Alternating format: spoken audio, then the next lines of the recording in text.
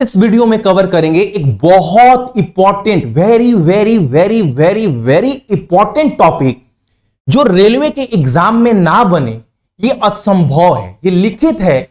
इससे एक या दो क्वेश्चन आपको मिलेगा ही मिलेगा। और इस वीडियो को पूरा देखने के बाद ना, मैंने थंबनेल पर पहले ही लिखा है कमजोर बच्चे के लिए, जो भी पढ़ने में कमजोर है, जिनका मैथ बिल्कुल नहीं आता है।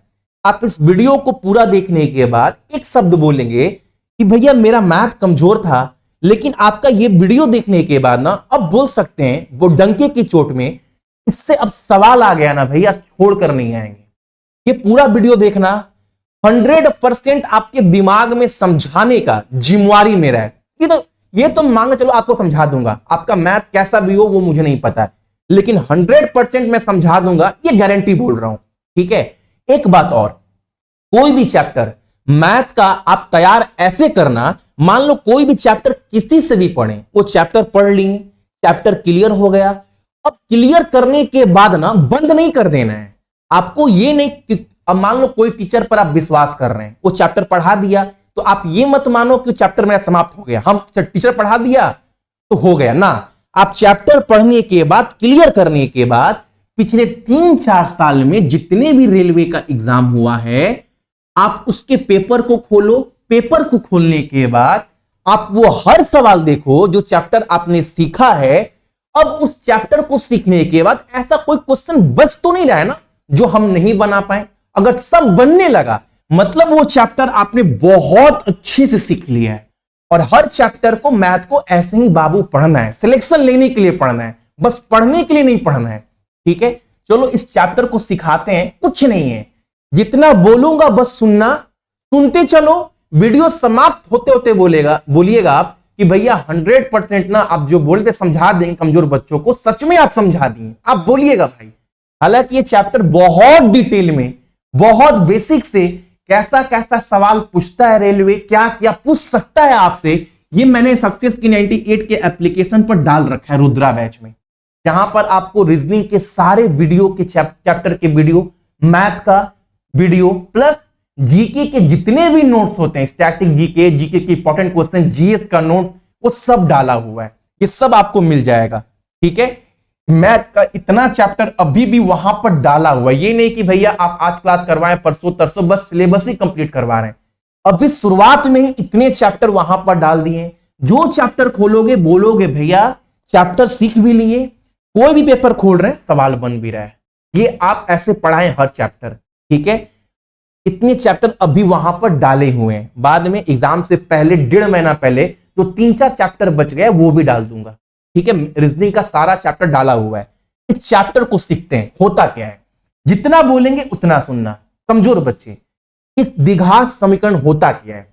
समीकरण मैंने बोला, द्विघात मतलब दो, और समीकरण यानी किसी भी समीकरण का, किसी भी इक्वेशन का दो मूल होगा। द्विघात मतलब क्या होता है? दो। यानी कोई भी समीकरण अगर दिया है भैया, तो एक बात मानकर चलो, उस समीकरण का दो मूल तो होगा ही होगा।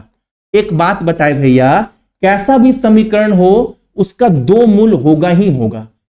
बस जितना बोले उतना सुनो।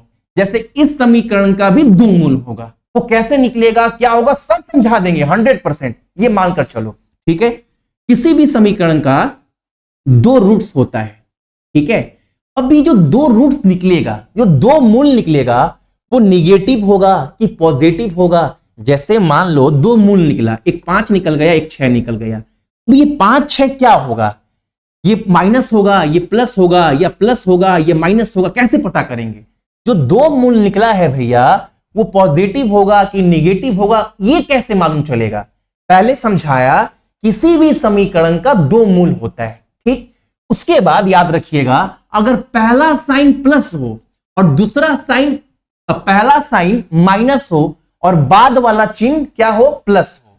अगर पहला चिन्ह माइनस हो और बाद वाला प्लस हो, तो जो दो मूल निकलेंगे वो दोनों के दोनों मूल जो है ना, वो प्लस में होंगे।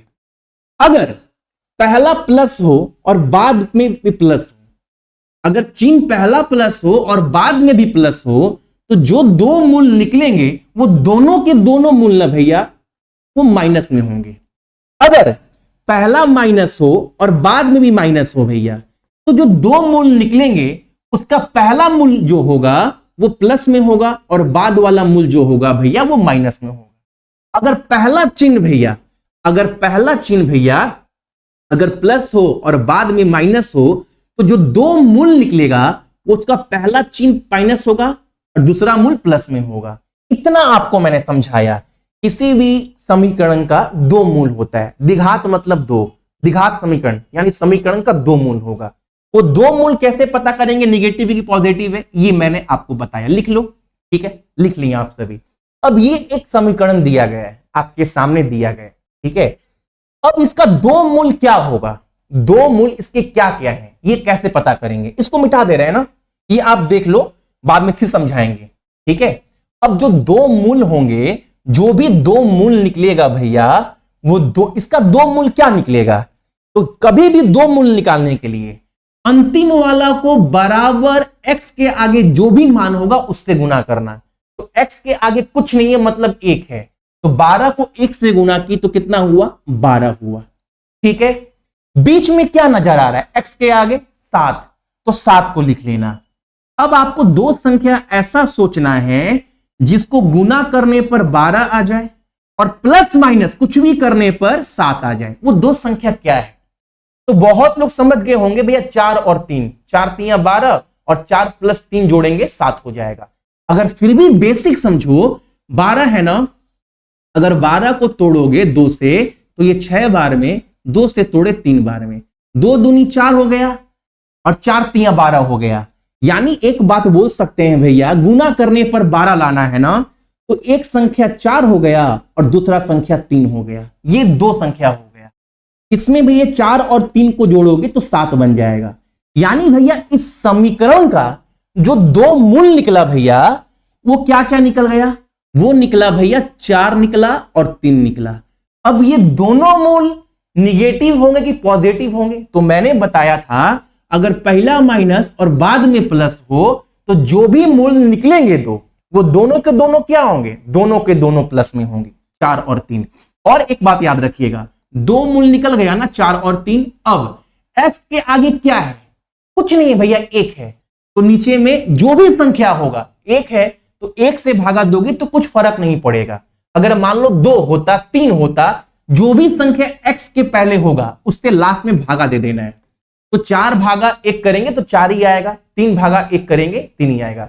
जो भी दो मूल निकला, वो दो मूल निकालने के बाद जो भी इसके आगे संख्या होगा उसको भागा देना है, ठीक है। तो दो मूल क्या निकले, 4 और 3, ये आपको समझ में आया।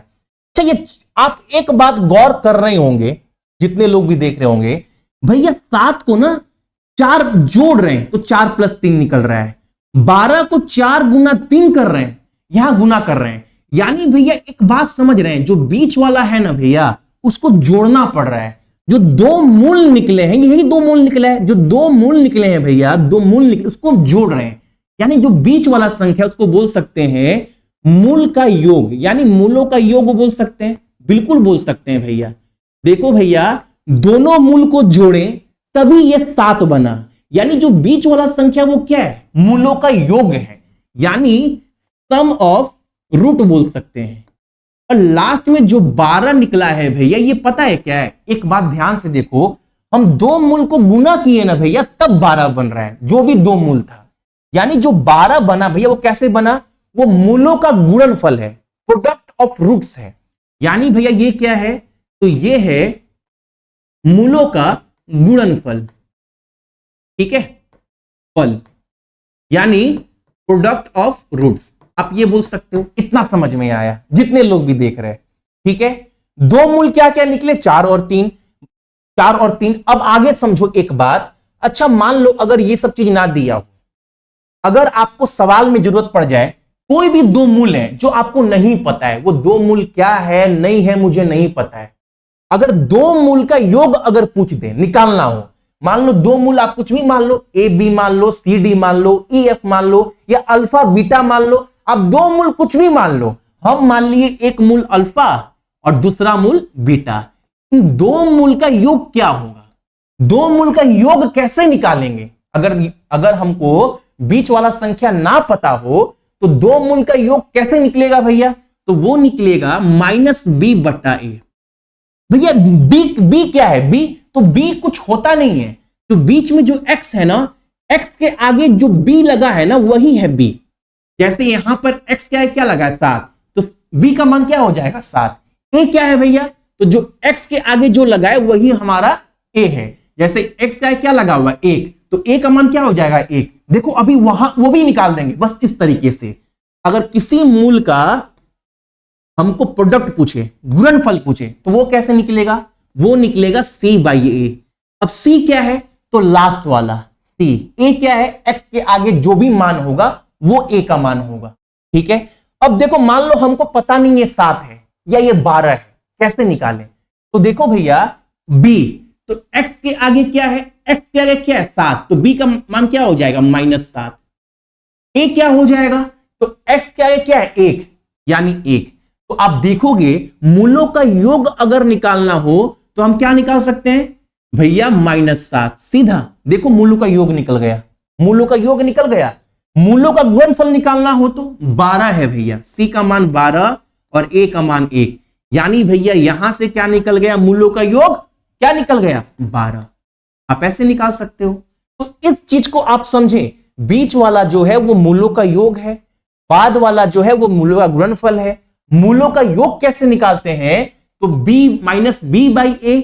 मूलों का गुणनफल कैसे निकालते हैं? तो c बाई a ऐसे निकालते हैं। सिंपल सा चीज बताएं, आगे समझना आप सभी। अगर मान लो किसी केस में सवाल में बोल दे कि दोनों मूल बराबर है, क्या बोल दे कि मूल बराबर है, जब भी बोल दे मूल बराबर है तो याद रखिएगा आप इस इक्वेशन में बैठा देना b² - 4ac। भैया b का मान क्या लेंगे? तो b का मान कुछ लेना नहीं है, मैंने बताया ना, जो बीच वाला x है उसके आगे जो लगा है ना संख्या, वही मान b का होगा, वही मान b का होगा। ठीक है, a का मान, तो a का मान कुछ नहीं होगा, जो यहां पर x लगा है ना उसके आगे जो संख्या लगा वही a का मान होगा। और c तो जानते हैं अंतिम वाला। ठीक है, अगर मूल बराबर बोल दे सवाल में तो आपको क्या करना है? बस इस इक्वेशन में बैठा देना है। ठीक है, एक बात समझो, एक सवाल ये वाला है, अगर इसका दो मूल पता करना हो तो क्या करना होगा? कुछ नहीं भैया, ये 28 को ना पहले इससे गुना करना है। कितना हुआ? 56। ठीक है, बीच वाला संख्या क्या है? 15। अब आपको दो संख्या ऐसा सोचना है जिसको गुना करने पर 56 आ जाए और प्लस माइनस करने पर 15 आ जाए। क्या होगा वो संख्या? तो दिमाग में लाओ, 8 गुना 7 56 और 8 + 7 15, यानी दो मूल मिल चुके हैं भैया इसका, एक तो 8 होगा, एक 7 होगा। ठीक है, लेकिन मैंने सवाल में पहले बताया था जब भी दो मूल निकल जाए तो इसके पहले जो भी संख्या लगा होगा उससे भागा दे दीजिएगा। 8, तो 8 को 2 से भागा दिए तो एक मूल 4 हो गया, और इसको भागा दिए 3.5 बोलो या 7/2 बोलो, ये दो मूल निकलेंगे उसका। अब ये दोनों माइनस होगा प्लस होगा, पहला माइनस और दूसरा प्लस चिन्ह हो तो जो भी मूल निकलेगा वो दोनों के दोनों प्लस में होंगे। ठीक है, इतना समझ गए ना? इतना समझ गए ना? एक बार सवाल पर आते हैं। इस सवाल में बहुत लोगों को दिक्कत था, जो कि ये सवाल पूछा गया एनटीपीसी में, जबकि कुछ है नहीं बाबू। मैंने हर टाइप का सवाल एप्लीकेशन पर करवा रखा है, इस सवाल में कुछ नहीं है। एक बार ध्यान से देखो, आपको बोला है यदि समीकरण ये दिया गया है 0 के मूल बराबर हो तो m का मान क्या होगा ये आपको बताना है। आपने एक चीज गौर किया, सवाल में बोला है आप सभी को इस समीकरण के मूल बराबर हैं तो m का मान क्या होगा। आपको मैंने बताया जब मूल बराबर हो तो क्या करते हैं, b² - 4ac इस इक्वेशन में आप बैठा देना, बस आपका आंसर आपके कदमों में होगा भाई। बस इस इक्वेशन में आपको बैठा देना है। इसमें b क्या है भैया, कब से समझाते आ रहे हैं कि b क्या होता है, बीच वाला x के आगे, यानी ये वाला भैया b है। c क्या होता है, अंतिम वाला, ये a, यानी ये c है। a क्या होगा, तो x के पहले जो ये लगा है भैया ये क्या है, ये a है भैया। ठीक है, अब बैठा दो। अब b² यानी m+1, यानी m+1 ये स्क्वायर, ये b² हो गया, -4। a क्या है, a तो भैया 1 है, 1 कर लिए। c क्या है, ए बोला है ना, तो ए क्या है 4 प्लस एम है। ए का मान क्या है 4 प्लस एम है ए। सी क्या है, तो सी तो भैया 1 है। ये किसके बराबर है 0 के बराबर। अब तो आप बैठा दो, ये क्या है, ये ए प्लस बी स्क्वायर के फॉर्म में हो गया। ए प्लस बी स्क्वायर का फॉर्मूला क्या होता है, A square plus B square plus 2ab। यानी अगर इसको एम स्क्वायर यानी A square plus B square, एक का स्क्वायर यानी 1 प्लस 2ab की तो क्या होगा 2m होगा, और तो कुछ होगा नहीं भाई। अगर ये a है ये b है तो 2m1 करे तो क्या निकलेगा 2m ही निकलेगा 2ab। अब देखो इसको आगे करते हैं तो ये क्या हो जाएगा 16 हो जाएगा, -4 किए तो -4m हो जाएगा, बराबर 0 हो गया। ये समझ में आया।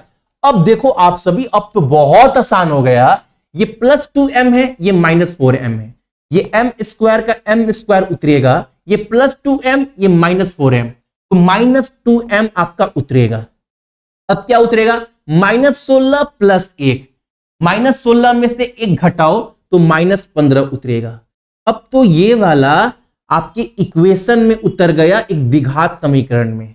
अब आपको करना क्या है, m का मान निकालना है ना, तो 15 यानी गुना कर कर आपको दो संख्या पता करना है जिससे 15 आ जाए। बीच में क्या है 2, तो वो संख्या क्या होगा 5 गुना 3 करो 15 हो जाएगा, या 5 माइनस 3 करो आपका 2 हो जाएगा। आ गया 2 मूल, यानी 2 मूल क्या होंगे 5 और 3। अब ये पॉजिटिव होगा, देखो अब 5 3 आपका कहीं है एक ही फॉर्म में। अब देखो ये निगेटिव होंगे पॉजिटिव होंगे, देखो पहला माइनस बाद में माइनस। अगर मैंने बताया था अगर माइनस माइनस हो तो जो भी मूल का मान निकलेगा, जो भी 2 मूल निकलेंगे वो क्या होंगे, पहला प्लस में होगा बाद वाला माइनस में होगा। तो क्या होगा 5 और 3, यानी आंसर क्या होगा ये ऑप्शन नंबर डी। कुछ नहीं है, मैं बोल रहा हूं ना, जितने भी सवाल देखो ये सब सवाल मैंने एप्लीकेशन पर करा रखा है। हार्ड से हार्ड सवाल जो आपकी एग्जाम में पूछा है क्वाड्रेटिक इक्वेशन से, ये सब सवाल करवा कर रखे हैं इस चैप्टर में। अगर आपको फिर भी डाउट है एप्लीकेशन पर जाइएगा, अच्छे से पढ़िएगा, नोट्स बनाइएगा। इसके बाद उम्मीद करते हैं एग्जाम में क्वेश्चन नहीं आएगा, क्योंकि जो भी चैप्टर पढ़ाया है पिछले 3-4 साल के प्रीवियस पेपर को देखते हुए कैसा कैसा क्वेश्चन रेलवे पूछ रहा है, उस हिसाब से हर चैप्टर तैयार कर आपको दिए हैं।